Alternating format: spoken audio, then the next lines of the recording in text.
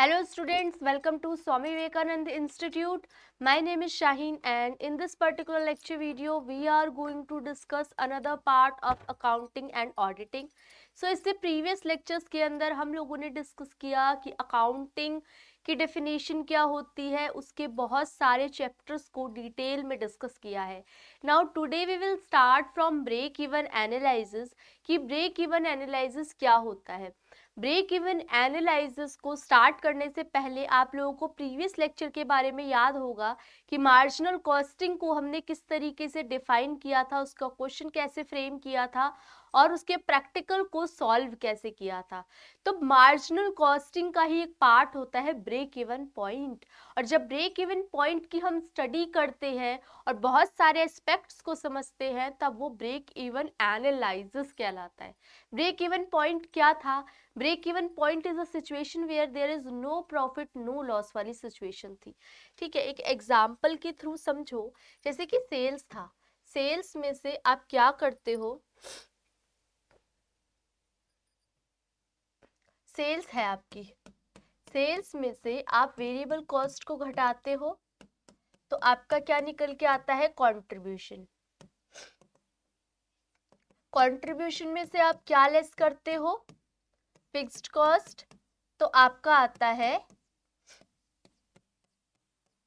Profit, EBIT. ठीक है, profit या लॉस जो भी होता है. तो अगर ये जीरो आ जाए तो ये वाली सिचुएशन आपकी ब्रेक इवन पॉइंट वाली होती है.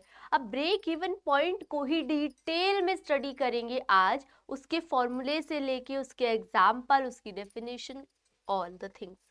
नाउ ब्रेक इवन एनालिसिस जो होता है उसका मतलब होता है break even analysis in economics of business refers to the point. ये वो पॉइंट होता है एक कंपनी का, कंपनी के रेवेन्यू जहां पे उसकी कॉस्ट के बराबर हो जाए.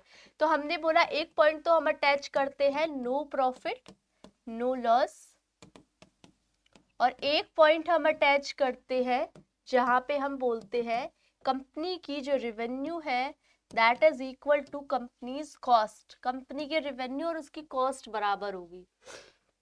The break even analysis is the state और पॉइंट. ये एक ऐसा स्टेट होता है, एक ऐसा पॉइंट होता है वेयर द कंपनीज, जहां पे कंपनी के टोटल रेवेन्यू और एक्सपेंसेस, एक्सपेंसेस में दोनों कौन कौन से फिक्स्ड और वेरिएबल कॉस्ट आर इक्वल. तो आप बोल सकते हो नो प्रॉफिट नो लॉस वाली सिचुएशन, पहला पॉइंट. दूसरा पॉइंट रेवेन्यू किसके बराबर है? कॉस्ट के. दूसरा पॉइंट, थर्ड पॉइंट इज कह सकते हो आप कि जो रेवेन्यू है, रेवेन्यू ये किसके इक्वल है? एक्सपेंसेस के. और एक्सपेंसेस में क्या क्या इंक्लूडेड है? Variable cost as well as the fixed cost. Next is the break even analysis chart. अब हम इसके चार्ट को भी स्टडी करेंगे. Depict the number of units. इस चार्ट के अंदर हम नंबर ऑफ यूनिट की स्टडी करते हैं. Product a company has to sell. Product मतलब वो प्रोडक्ट जो कंपनी को सेल करने हैं. Total revenue required, total revenue कितना चाहिए ताकि हम सारे के सारे खर्चों को निपटा सके.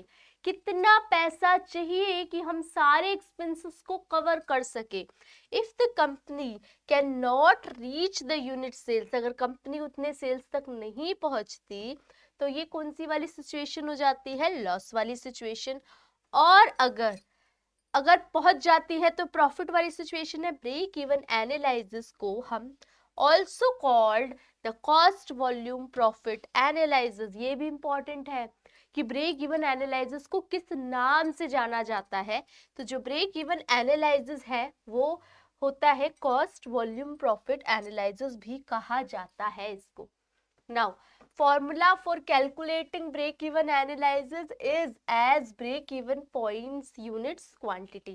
जैसे हम निकालते थे ना, हम कहते थे फिक्स्ड कॉस्ट अपॉन में कंट्रीब्यूशन पर यूनिट, या आप बोल सकते हो फिक्स्ड कॉस्ट अपॉन में पीवी रेशियो भी बोल सकते हो आप इसको. ठीक है, एक यूनिट में कैलकुलेट होता है, एक अमाउंट में कैलकुलेट होता है.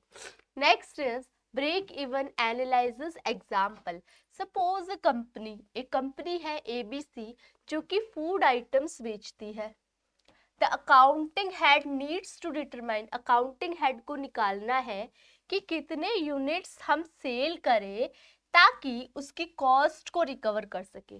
सेलिंग कितने यूनिट करूं ताकि उसकी कॉस्ट को रिकवर कर सकूं। To define break even analysis and derive the sales quantity, उसको क्या डिटरमाइन करना पड़ेगा, कैलकुलेट फिक्स्ड कॉस्ट और variable cost of the selling food items.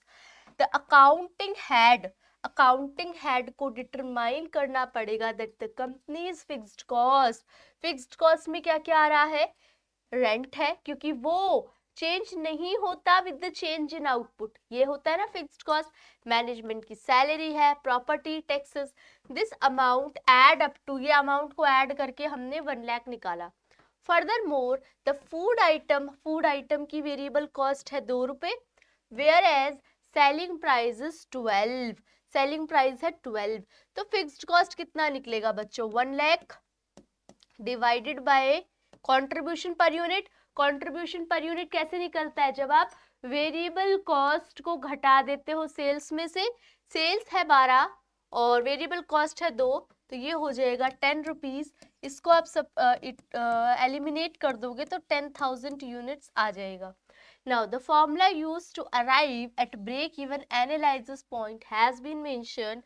Break even point quantity is 1 lakh, जिसमें से हमने 12 minus 2 किया तो ये आ गया 10,000, जो मैं कैलकुलेट करवा चुकी हूँ आपको। मतलब कंपनी को एटलीस्ट 10,000 यूनिट सेल करने पड़ेंगे ताकि वो अपने रेवेन्यू को कवर कर सके। 10,000 food items unit to cover fixed and variable cost, जहां पे ना तो प्रॉफिट आ रहा हो और ना लॉस आ रहा हो। ब्रेक इवन एनालिसिस के कुछ पॉइंट्स, सबसे पहले बात करते हैं प्राइसिंग स्ट्रेटेजी की, हमें किस तरीके से प्राइस सेटअप करो।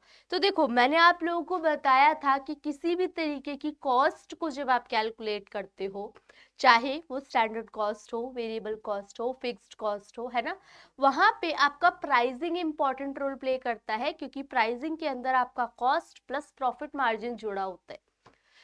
तो जो प्रोडक्ट है, the product selling price determine the break even analysis point. If the company, अगर कंपनी फेस करती है कोई भी प्रॉब्लम सेल करने में, it can use the analysis, ये एनालाइज यूज कर सकती है अपनी सेलिंग प्राइस को इम्प्रूव करने के लिए। द सेम कैन लोअर, और अगर सेलिंग प्राइस उसको घटाना है तब भी वो इस स्ट्रैटेजी का यूज कर सकती है। It is essential for an overall pricing strategy. तो जो ब्रेक इवन एनालिसिस है ये ओवरऑल प्राइसिंग स्ट्रैटेजी के लिए इंपॉर्टेंट है। whether the organization manager try to increase the price or to decrease the price. Now manage safety margin, safety margin ही तो है ना, ये सेफ्टी मार्जिन एटलीस्ट इतना कवर कर सकूं ताकि मैं अपना नो प्रॉफिट नो लॉस वाली सिचुएशन कवर कर सकूं, तो ये सेफ्टी वाला पॉइंट कवर करती है। The company needs to make the minimum sales according to break even analysis point. It is what would help to avoid losses and ensure that, ये ध्यान रखे that the manufacturing cost को cover किया जा सकता है। The manager can set, manager एक margin set करता है, यूनिट्स कितनी बेची गई है, and communicate it to the employees से बातचीत करते वक्त। कंपनी कैन मेंटेन, कंपनी क्या बनाएगी, their financial health and long term sustainability by managing their safety margin। वो अपनी फाइनेंशियल हेल्थ के बेसिस पे, मार्जिन के बेसिस पे, सेफ्टी मार्जिन के बेसिस पे ब्रेक इवन एनालिसिस को कैलकुलेट कर लेगी। नाउ बजटिंग एंड टारगेट, जब हम ब्रेक इवन एनालिसिस कैलकुलेट करते हैं वहाँ पे हम बजटिंग एक इम्पॉर्टेंट रोल प्ले करता है। Companies can use, company break even analysis chart को यूज करती है अपने प्रोडक्शन कॉस्ट बजट को बनाने के लिए, एंड इंक्रीजेस, और वो बढ़ाती भी है प्रॉफिट्स को। Also it helps in setting sales, ये सेल्स को भी बढ़ाने में मदद करती है, production target for the company, but budgeting according to the break even analysis point companies can devise strategies to control their variable. मतलब ये कहने का मतलब पूरा ये है कि जो ब्रेक इवन एनालिसिस है ये एक प्लान, एक लेआउट दे रहा है आपको, जिसमें वेरिएबल खर्चे भी हैं, फिक्स्ड खर्चे भी हैं, जिसको हम मिनिमाइज भी कर सकते हैं। तो मिनिमाइज करने का मतलब एक बजट सेट किया हमने और उसके बेसिस पे कॉस्ट को कम करने की कोशिश कर रहे हैं, वेरिएबल हो फिक्स्ड कॉस्ट हो, either way a company manager can easily understand, company manager समझे सेल्स और बजट गोल्स को विद दिस एनालिसिस।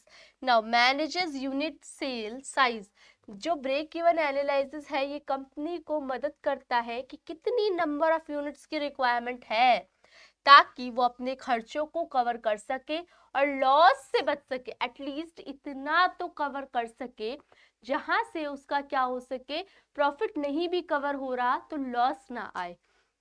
इस एनालिसिस की हेल्प से मैनेजर प्लान करता है अपने प्रोडक्शन को, इन्वेंट्रीज लेवल को, और ये समझता है more about their company, company को समझता है, कंपनी की मैन्युफैक्चरिंग प्रोसेस को समझता है।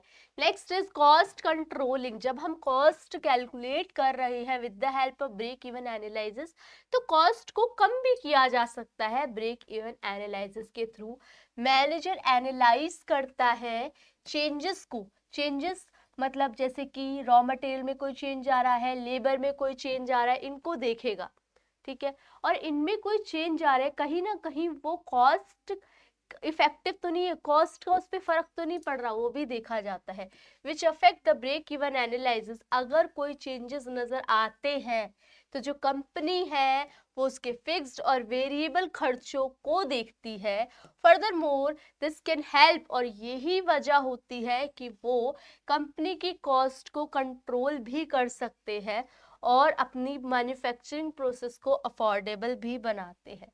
Next is break even chart, break even जो चार्ट है, ब्रेक इवन एनालिसिस चार्ट, ये बताता है रिप्रेजेंट द सेल्स यूनिट, कि कितनी यूनिट्स मैं सेल करूं, ये बताता है break even analysis of a company and the corresponding revenue, कितना इनकम जनरेट हो रही है, sales required to achieve the break even analysis, मतलब कितने यूनिट सेल करूं ताकि मेरे यूनिट्स की कवर हो सके with the respective profit and loss वाली सिचुएशन, ठीक है, ताकि मैं अपने एक्सपेंसेस को कवर कर सकूं। जो हॉरिजॉन्टल एक्सिस है वो वॉल्यूम को बताती है और जो वर्टिकल एक्सिस है ये हमारे फिक्स्ड और वेरिएबल खर्चों को बताती है, रेवेन्यू को बताती है।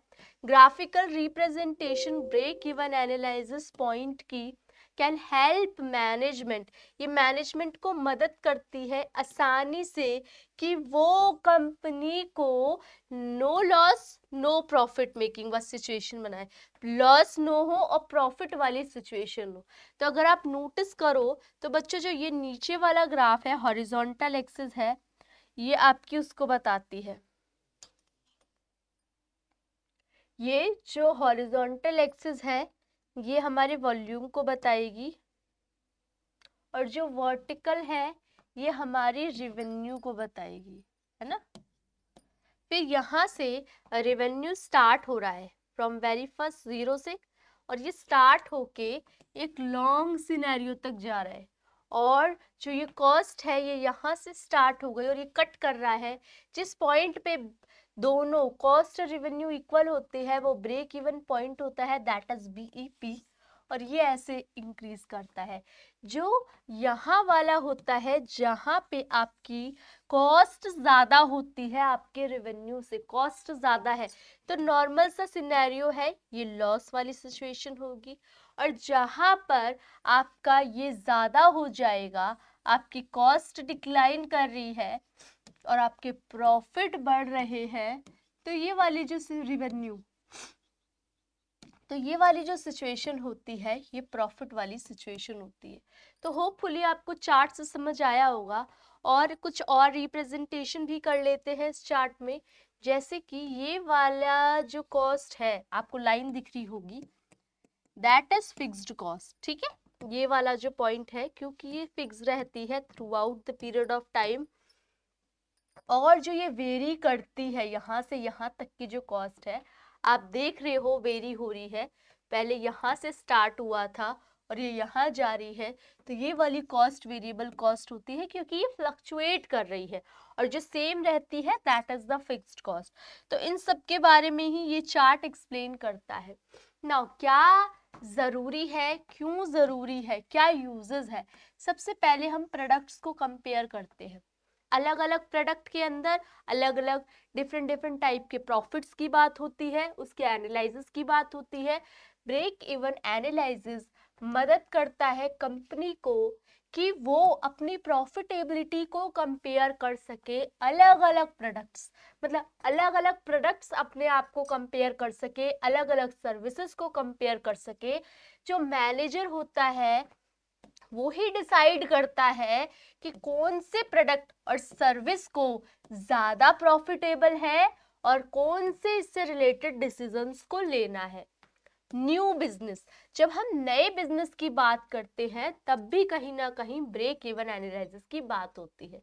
जो प्राइसिंग है, प्राइसिंग एंड कॉस्ट डिटेल जरूरी है, असेंशियल, ताकि हम नए बिजनेस की शुरुआत कर सके। क्या क्या जरूरी है? कॉस्ट और प्राइसिंग, क्योंकि यहीं से शुरुआत होती है।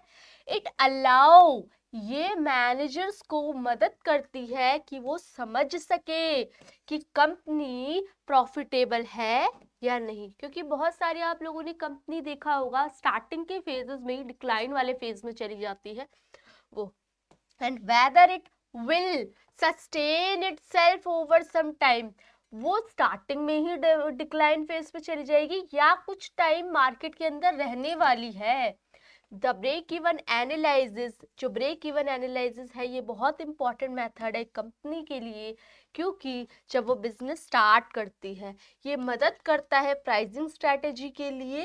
And the analysis ensure, analysis ये मदद करता है कि जितनी भी मैन्युफैक्चरिंग चार्जेस लिए जा रहे हैं वो मैन्युफैक्चरिंग चार्जेस जो है वो ठीक है या नहीं। इस तरीके के सारे स्टेप्स को आप ब्रेक इवन एनालिसिस का पार्ट बना लेते हैं। Now business model, business model के लिए कैसे एक कंपनी बार बार डेली बेसिस पे चेक करती है बिजनेस के मॉडल को, उसके ऑपरेशंस को, इस तरीके से, क्योंकि उसको शिफ्ट करना होता है, shifting to an online venture, और चेंजिंग प्रोडक्शन, प्रोडक्शन को बदलना होता है मेथड को। जो ब्रेक इवन एनालिसिस है वो मदद करती है प्रॉफिटेबिलिटी के बेसिस पे नए नए मॉडल, जैसे न्यू बिजनेस में, एंड चेक इफ, और ये देखती है कि कंपनी को इस ही डिसीजन के हिसाब से आगे बढ़ना चाहिए या कुछ चेंजेस लेके आने चाहिए ना। इन्वेस्टमेंट अपॉर्चुनिटी, इन्वेस्टमेंट अपॉर्चुनिटी का क्या मतलब है? मैनेजर इवेल्युएट करता है weather a new investment is likely successful, जो हमने इन्वेस्टमेंट करी है उससे हमें कोई बेनिफिट दिखा है या नहीं, और नॉट, एंड डिसाइड, और ये देखना whether to proceed by determining the break even point and estimating, calculate करना पोटेंशियल रेवेन्यू और एक्सपेंसेस को, और कंपेयर करना, वेरिएंसेस निकालते थे ना स्टैंडर्ड डेविएशन में, उस हिसाब से। New product line, new product line आप लोगों ने मार्केटिंग में पढ़ी है कि जब हम ब्रेक इवन एनालिसिस की स्टडी करते हैं तब हम ये भी देखते हैं कि हमें नए प्रोडक्ट को लॉन्च करना चाहिए अपने प्रोडक्ट लाइन में या नहीं करना चाहिए, ये भी ब्रेक इवन एनालिसिस के बिहाफ पे हम कैलकुलेट कर सकते हैं। न्यू प्रोडक्ट लाइन, एक कंपनी डाइवर्सिफाई करती है, मिला देती है, देखती है, चेंजेस लेके आती है, एंड स्टार्ट, और लेके आती है न्यू प्रोडक्ट लाइन को once it has a sustainable operation. However, जो मैनेजमेंट है वो यूज करता है ब्रेक इवन एनालिसिस को चेक करने के लिए जो प्रोडक्ट है उसको हम सेलिंग, उसकी सेलिंग प्राइस को कितना चार्ज करें product, and decided selling price is enough, selling price enough है, सेलिंग प्राइस क्या हमने इतना सेट किया है कि हम उसकी कॉस्ट को रिकवर कर ले। तो ये सब हम कुछ देखते हैं अपने ब्रेक इवन एनालिसिस में। इट कैन बी परफॉर्म्ड, ये एवरी टाइम, हर बार किया जाता है जब जब न्यू प्रोडक्ट लाइन को लॉन्च किया जाता है।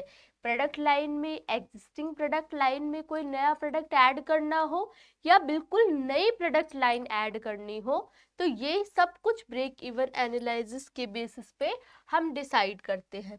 तो that's all about break even analysis. हम लोगों ने इसमें क्या क्या डिस्कस किया, उसकी डेफिनेशन, एक बहुत ही इम्पॉर्टेंट चार्ट को पूरा डिस्क्राइब किया है, उसके फीचर्स, यूजेस, इम्पोर्टेंस, है ना, फॉर्मूला, ये सब हम डिस्क्राइब कर चुके हैं। तो ऐसे ही हम लेक्चर्स को कंटिन्यू करेंगे आप लोगों के। अगर आप लोगों को कोई भी डाउट हो पर्टिकुलर लेक्चर वीडियो से, तो आप लोग कमेंट सेक्शन में मेंशन कर सकते हो कि इस पॉइंट में हमें प्रॉब्लम क्रिएट हो रही है, या आपको न्यू कोई वीडियोस से चाहिए किसी भी पार्ट से रिलेटेड, कॉमर्स में या पेपर 1 में, तो आप लोग कमेंट सेक्शन में मेंशन कर सकते हो। हम कोशिश करेंगे कि उस टिपिकल टाइप के क्वेश्चंस को आपके लिए फ्रेम कर सके। तो अब आप लोगों से नेक्स्ट लेक्चर वीडियो में मिलेंगी। Thank you for watching.